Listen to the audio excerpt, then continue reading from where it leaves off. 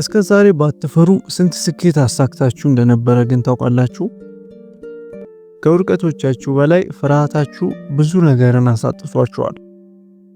ሁልጊዜ ስታመነቱ፣ ምናልባት በኋላ እያላችሁ ስትዘገዩ፣ ሌሎች ከናንተ ባነሰ ጥንካሬና ተነሳሽነት ደፋር ስለሆኑ ብቻ የሆነ ነገር ላይ በጣም ስኬታማ ሆነው ትልቅ ደረጃ ሲደርሱ ትመለከታላችሁ። በዚህ ሁሉ አጋጣሚዎች ያሏችሁን ጥራቶችና ያላችሁን ዋጋ አሳልፋችሁ ትሰጣላችሁ። በራሳችሁ ላይ ጦርነት በማወጅ ብዙ ማሻሻያዎችን በማድረግ ራሳችሁን ለመለወጥ ብዙ ነገር ትወጥናላችሁ። ግን ፍርሃታችሁ ለውጥን እና አዳዲስ እድሎችን እንዳትጋፈጡ አስሮ ይዟችኋል። አዲስ የፍቅር ህይወት፣ በጣም የሚጠቅሟችሁን የትዳር ህይወት ለመጀመር አስባችሁ ስታመነቱ እድል ሁሌ ስለማይገኝ መልካም ሰው እንኳን ያመልጣችኋል። አዲስ ቢዝነስ ለመጀመር፣ አዲስ ስራ ለመጀመር፣ ቢዝነሳችሁን በማሳደግ ለማስፋፋት ስታስቡ በእነዚህ ሁሉ አጋጣሚዎች ፍርሃታችሁ ወደ ኋላ ይጎትታችኋል። አንድ ማወቅ ያለባችሁ ሀቅ ግን ታዲያ እነዚህን ሁሉ ነገሮች የምታጧቸው ለዛ ነገር በቂ ስላልሆናችሁ ወይም ችሎታ ስለሌላችሁ ሳይሆን ለመጀመር በመፍራታችሁ ብቻ ነው። ለዛ ነው ፍርሃት ትብትብ አድርጎ በሁሉም ህይወታችሁ ከብዙ ነገር እየጎተታችሁ ከሆነ የዛሬው ቪዲዮ በትክክልም ለናንተ በረግረግ ስፍራ የተገኘ ደረቅ መሬት ያህል የሚሆንላችሁ። ምክንያቱም በዛሬው ቪዲዮ እንዴት ደፋር መሆን እንዳለባችሁና የፈለጋችሁትን ነገር በህይወታችሁ ለማሳካት አሁኑኑ መጀመር ያለባችሁን 5 መንገዶች እንመለከታለን። እነዚህ መንገዶች በመከተል የመጨረሻ ደፋርና ፍርሃትን አሸንፎ ትልቅ ደረጃ ላይ የሚደርስ ሰው መሆን ትችላላችሁ። በተጨማሪም እነዚህ መንገዶች ፍርሃታችሁን አርቃችሁ ጥላችሁ ፍጹም አዲስ ሰው የምትሆኑባቸው ናቸውና ትወዷቸዋላችሁ። እስከ መጨረሻው በመቆየት በልርሳ የማይረሳ የህይወት ልምድን እንድታገኙ ስል ጋብዛችኋለሁ። እንደተለመደው ቪዲዮአችን ቫይራል እንዲሆን ምትሃቱ እጃችሁ ላይ ነውና ላይክ እና ኮሜንት በማድረጋችሁ እድሜያችሁን መንገድ ያድርገው እያልኩ በምርቃት እጀምራለሁ። እንዲሁም ለብዙሃን እንዲዳረስ ሼር ማድረጋችሁን አትርሱ። ለግራር ቻናል አዲስ ከሆናችሁ ደግሞ ሰብስክራይብ በማድረግ ሁልጊዜ ከኛ እንደዚህ አይነት ቁም ነገሮችን እንድታገኙ ስል ጠይቃችኋለሁ። አሁን እነዛ ፍርሃታችሁን የሚገድሉና የድፍረት ዘርን በልባችሁ ላይ የሚዘሩ 5 ሐሳቦችን አንድ በአንድ እንመልከታቸው። አንደኛ፣ ፍርሃትን የእድገት ምልክት አድርጋችሁ ቅረጹት። ፍርሃትና እድገት መኖሪያቸው ተመሳሳይ ቦታ ነው። በማንኛውም የህይወት መስክ እድገትን ከፈለጋችሁ የሚያስፈራችሁን ነገር በመጋፈጥ ወደፊት መገስገስ ይጠበቅባችኋል። እርማት ማድረግ ያለባችሁ እዚህ ጋር ነው። ታዲያ ፍርሃት ሲከሰት ሁሉንም ነገር እርግፍ አድርጋችሁ አቁሙ እያላችሁ ሳይሆን ትኩረት አድርጉ፣ የሆነ ትርጉም ያለው ነገር ሊከሰት እየተቃረበ ነው በህይወታችሁ እያላችሁ ነው። አእምሯችሁ ለቀጣይ ደረጃችሁ እናንተን ለመፈተን የሚፈጥረው ፊሊንግ ነው ያ ፍርሃት። ያንን ፈተና የምታልፉት ደግሞ ሮጣችሁ በማምለጥ ወይም በመሸሽ ሳይሆን ቀርባችሁ በመጋፈጥ ነው። ፍርሃታችሁን ይበልጥ በተጋፈጣችሁ ቁጥር ትንሽ እየሆኑ ይመጣሉ። በተቃራኒው ደግሞ ስትሸሿቸው በጣም ግዙፍ ይሆናሉ። አስቡት እስቲ ለመጀመሪያ ጊዜ ህዝብ በመሞላበት ቦታ ቆማችሁ ስትናገሩ፣ ለመጀመሪያ ጊዜ የፍቅር አጋራችሁን ለመቅጠር ስታስቡ፣ ለመጀመሪያ ጊዜ ትልቅ ውሳኔን በህይወታችሁ ስትወስኑ፣ በእነዚህ ሁሉ አጋጣሚዎች ፍርሃት ተሰምቷችኋል በእርግጠኝነት። ነገር ግን አንዴ ስላደረጋችሁት አልፏል። ሲያልፍም ኤክሳይትድ ትሆናላችሁ። ለዛም ምክንያቱ ደግሞ ፍርሃትና ኤክሳይትመንት ተመሳሳይ የሆነ ፊሊንግ ናቸው። አካላችን በተለየ መንገድ ኢንተርፕሬት ስለሚያደርጋቸው ነው የተለያዩት። በህይወታችሁ ትልቅ ቦታ ላይ ያደርሳችሁ የሚችላችሁን ትልቅ ቁም ነገር ልትሰሩ ስትሉ ፍርሃት ፊት ለፊታችሁ ድቅን ይልባችኋል። ፌል ብታደርጉስ? ሰዎች ቢስቁባችሁስ? ለዚህ ነገር ጥሩ ባትሆኑስ? እያለ ጆሮአችሁ ላይ የሚያንሾካሽኩባችሁ ፍርሃታችሁ ነው። በዛ ፍርሃት ብቻ አብዛኛው ሰው ቆሞ ይቀራል ወይም ዞሮ ተመልሶ ይሄዳል። ነገር ግን ፍርሃት አቁሙ የሚል መልእክት ሳይሆን ከምቾት ቀጠናችሁ የሚያወጣችሁና ትክክለኛው ጠርዝ ላይ የሚያቆማችሁ ፊሊንግ ነው። አንድ እርምጃ ወደፊት የምታደርጉ ከሆነ ጠንካራ፣ ብልህ እና በእሳት ተፈትኖ አሸናፊ የሚሆን ሰው ትሆናላችሁ። ስለዚህ በቀጣይ ጊዜ ፍርሃት ሲያስጨንቃችሁ አትሩጡ፣ አትሽሹት። ከመጠን በላይ እያሰባችሁ አትጨነቁ።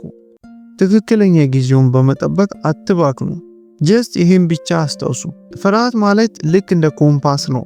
እድገታችሁ ወዳለበት ቦታ የሚጠቁማችሁ ትክክለኛ አቅጣጫችሁ ነው። ሁለተኛ ደግሞ በየቀኑ ትንንሽ ፍርሃቶችን መጋፈጥ ጀምሩ። ድፍረትን እንደ ሰውነታችሁ ጡንቻ ተመልከቱ እስቲ። በደንብ በተጠቀማችሁት ቁጥር እያደገ ይመጣል። ግን ቻሌንጅ የማታደርጉት ከሆነ ደካማ ሆኖ ይቀራል። ከዛም ፍርሃታችሁ እየተቆጣጠራችሁ ይመጣል። ስለዚህ በትንሹ ጀምሩ። ስብሰባ ላይ ዝም ማለት የነበረባችሁን አጋጣሚ እንኳን መናገርን ምረጡ። ሐሳብ መስጠት አትፍሩ። ምን እንደሚሰማችሁ ለሰዎች ተናገሩ። አይናፋር ብትሆኑ እንኳን ከሰዎች ጋር ቀርቦ የመግባባት ችሎታን አዳብሩ። የማይመች ሁኔታ ላይ ብትሆኑ እንኳን ወደ ጂም መሄድን አስቡ። ሁሌ እነዚህ ነገሮች ስታደርጉ ይህን ነገር እወጣዋለሁ የሚል መልእክትን ለራሳችሁ እየነገራችሁ ነው። አእምሮአችሁ ያንን ነገር ባመነበት ቅጽበት ደግሞ ፍርሃት እናንተ ላይ ያለውን ስልጣን ያጣል። ሁልጊዜ አዳዲስ ፍርሃቶችን ስትጋፈጡ የነርቭ ሲስተማችሁን እንደገና ማደስ ትጀምራላችሁ። ምቾት የሌለው ቦታ አደጋ እንዳልሆነ ለአካላችሁ ታስተምራላችሁ። በአንድ ሌሊት ታዲያ ደፋር ልትሆኑ አትችሉም። ነገር ግን በድግግሞሽ ደፋር ትሆናላችሁ። አንድ ቀን ከሰዎች ጋር አይ ኮንታክት ማድረግ ወይም የአይን ግንኙነት ማድረግ የሚፈራው የድሮ ማንነታችሁ በሰዎች ፊት በድፍረት ቆሞ ንግግር ያደርጋል። ውድቀትን ፈርቶ ተሳስሮ ተቀምጦ የነበረው ማንነታችሁ አሁን አዲስ ቢዝነስ ለመጀመር ወደፊት ይጓዛል። በሰዎች መዳኘትን ይፈራ የነበረው ማንነታችሁ አሁን ነፃ ይወጣል። ምክንያቱም ድፍረት ይከማቻል፣ ልክ እንደ ፍርሃት ማለት ነው። ልዩነታቸው ታዲያ ፍርሃት ወጥመድ ውስጥ ያስገባቸዋል፣ ድፍረት ግን ትራንስፎርም ያደርጋቸዋል። ስለዚህ ዛሬውኑ ጀግና መሆንን አታስቡ። ጀስት አንድ ቀላል ፍርሃትን በየቀኑ ተጋፈጡ። እውነትን ተናገሩ። የመጀመሪያ ደረጃን ውሰዱ። መሄድና መካፈል የምትፈልጓቸው ቦታዎች ሂዱ። መሞከር የምትፈልጉትን ቢዝነስ ሞክሩ። ምንም ያህል ትንሽ ቢመስል አትናቁት። ምክንያቱም እያንዳንዱ ወደፊት የምትጓዙት እርምጃ የትናንት ማንነታችሁ ላይ የምትወስዱት ድል ነው። ያንን ቀን በቀን እያደረጋችሁ ስትቀጥሉ አንድ ቀን ከእንቅልፋችሁ ስትነቁ በመስታወት ራሳችሁን እየተመለከታችሁ አንድ ነገርን ታስተውላላችሁ። ፍርሃት የማይቆጣጠረው ሰው መሆናችሁ ይገባችኋል። እውነተኛ ድፍረትን በውስጣችሁ ገንብታችኋል እና ያ ደግሞ ሁሉንም ነገር ይለውጥላችኋል። ሶስተኛ ደግሞ አደጋን መጋፈጥ ነው። በደካማና በጠንካራ ሰው መካከል ያለው ልዩነት ፍርሃት ሳይሆን አቅጣጫን ለይቶ ማወቅ ነው። ደካማ ሰው ከአደጋ ይሸሻል፣ ጠንካራ ደግሞ ወደ አደጋ ይሄዳል። ምክንያቱም አብዛኛው ሰው የማያውቀውን አንድ ምስጢር ጠንካራ ሰው ስለሚያውቅ፣ እሱም አደጋ የሚያስፈራ ነገር ሳይሆን አስተማሪ ነገር እንደሆነ። ምክንያቱም አደገኛ ነገር የእናንተን ሰበብ ያጋልጥባቸዋል። የምታደንቋቸው ብዙ ሰዎች፣ ተዋጊዎች፣ ጀግናዎች፣ መሪዎች ተመቻችተው ተቀምጠው ብቻ ፍርሃት አልባ አይሆኑም። ይልቅ ፍርሃት አልባ የሚሆኑት እሳትን በመጋፈጥ ያ እሳት እነሱን እንደማያቃጠላቸው በማድረግ ነው። አደጋ ሲገጥመን አእምሮአችን ሩጡ ይለናል። ነገር ግን መንፈሳችን ደግሞ ቁሙና ተጋፈጡ ይለናል። ያኔ ነው እውነተኛ ለውጥ የሚመጣላችሁ። ወደሚያስፈራችሁ ነገር ስትሄዱ ውስጣችሁን በአደጋ ጊዜ እንኳን የተረጋጋ እንዲሆን ታደርጉታላችሁ። እናም ያ አደጋ እናንተን ሊያጠፋ ሳይሆን ውስጣችሁ ያለውን የመዋጋት መንፈስ ሊያነቃቃ የመጣ እንደሆነ ትገነዘባላችሁ። ስለዚህ ከአደጋ ለማምለጥና ሮጦ ለመሸሽ መሞከራችሁን አቁሙ። አደጋን መጋፈጥ የሚፈራና ኃላፊነትን ወስዶ ቆራጥ የማይሆን ሰው ሁሌም በሌሎች እያሳበበ ሌሎችን እየወቀሰ በራሱ ላይ እየቀለደ ነው የሚኖረው። ስለዚህ ተጋፈጡት፣ ፌል አድርጉት፣ ተማሩበት። ምክንያቱም በደንብ የምትፈሩትን ነገር ስትጋፈጡት ህይወት ቀላል ትሆንላችኋለች። እያንዳንዱ ያሸነፋችሁት አደጋ ካሰባችሁት በላይ ጠንካራ እንደሆናችሁ ያረጋግጥላችኋል። ያ ነው የእውነተኛ ድፍረት ጥቅሙ። ያለ ፍርሃት መኖር ሳይሆን ያ ፍርሃት ግን ማንነታችሁን ሊወስን አይችልም። ምክንያቱም አንዴ ከተጋፈጣችሁት ማዕበሉን መፍራት ታቆማላችሁ።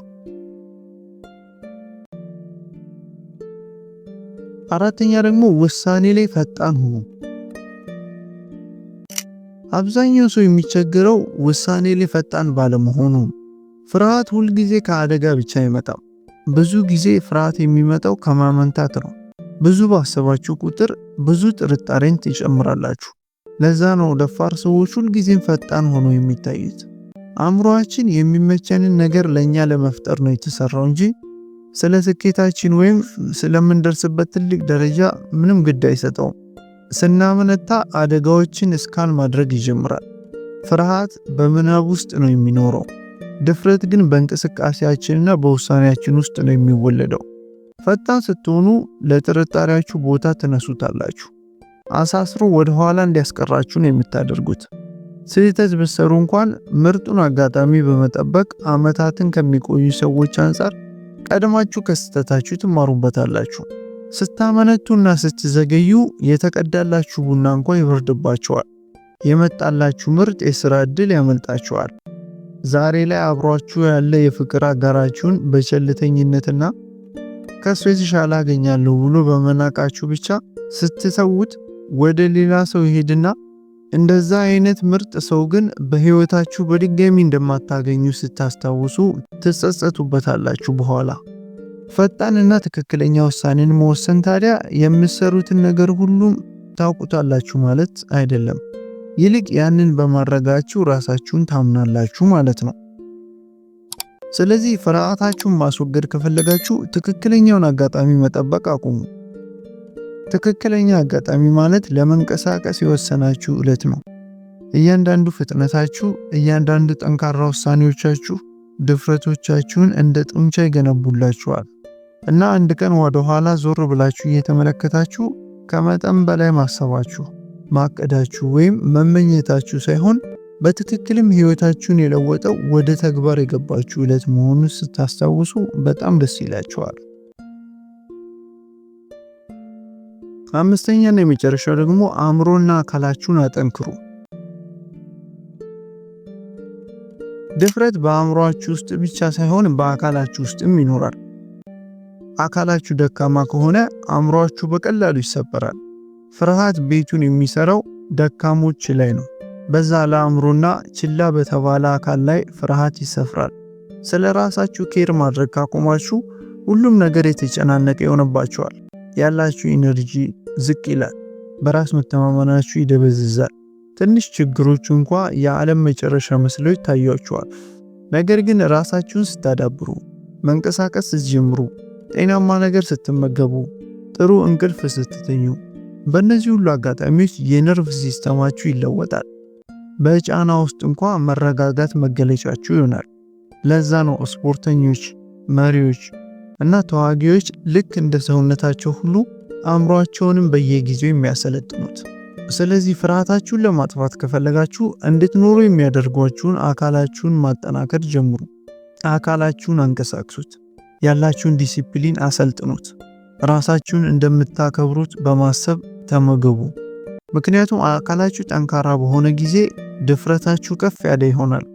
ከዛም አንድ ቀን ፍርሃት ቤታችሁን መጥቶ ሲያንኳኳ አእምሮአችሁ ይስቅበታል። ምክንያቱም አካላችሁ መልሱን ያውቀዋል። ከዚህ የከፋ ነገርም ገጥሞኝ ያውቃል፣ ለዚህ ነው የተሰራሁትም ብሎ መመለስ ይጀምራል። ፍርሃት የምታስወግዱትና የሚጠፋ ነገር ሳይሆን የምትሰለጥኑበትና የምትሻሻሉበት ነገር ነው። ሁሌም ፍርሃት ይሰማችኋል። ጥርጣሬና ድፍረት ማለት ግን የሆነው ይሁን ብሎ በድፍረት መንቀሳቀስ ነው። ሁሌም የማይመቹ ሁኔታዎችን ስትጋፈጡ፣ ወደ ተግባር ስትገቡ፣ እውነትን ስትናገሩ እየተቆጣጠራችሁ የነበረው ፍርሃት ስልጣኑን መልሳችሁ ትቀበሉታላችሁ። ፍርሃታችሁ በህይወት ውስጥ ያላችሁ ግብ ከአደጋ የጸዳ ላይፍን መኖር እንደሆነ ሊያሳምናችሁ ይፈልጋል። እያንዳንዱ የምትፈልጉት ትልቅ ነገር ያም ማለት ስኬት፣ ፍቅር፣ ዓላማ፣ ሰላም፣ እነዚህ ሁሉ ለመጋፈጥ በተቃወማችሁት ፍርሃታችሁ ውስጥ ነው ተደብቀው ተቀብሮ የሚኖሩት። ስለዚህ ድፍረታችሁ ከሆነ ቦታ መጥቶ እንዲከሰት መጠበቃችሁን አቁሙ። ድፍረታችሁ ውስጣችሁ ነው ያለው። በማመንታታችሁና በጥርጣሬያችሁ ውስጥ ተቀብሮ ነው ያለው። ያንን ድፍረት የምትገነቡት ፍርሃት ቢኖር እንኳን ወደ ተግባር ስትገቡ ነው። ሁሌ እውነትን ብቻ ስትናገሩ ድፍረታችሁ ይጠናከራል። ፍርሃት የሚጠፋ ነገር አይደለም። እናንተ ግን ከሱ በላይ ሆናችሁ ስትገኙ ነው የምታሸንፉት። ስለዚህ ሂዱና ያን የሚያስፈራችሁን ነገር መስራት ጀምሩ። ምክንያቱም እዛ ነው የእናንተ ነፃነት የሚጀምረውና እውነተኛ ማንነታችሁ ወደ ህይወት የሚመጣው። እነዚህ 5 መንገዶች እንግዲህ ፍርሃታችሁን በማስወገድ የመጨረሻ ደፋርና ማንም የማይመልሰው ሰው ያደርጋችኋል። እንደወደዳችሁት ባለሙሉ ተስፋ ነኝ። እስከ መጨረሻው ስለተከታተላችሁኝ በጣም ከልብ አመሰግናለሁ። ሰላም ቆዩልኝ።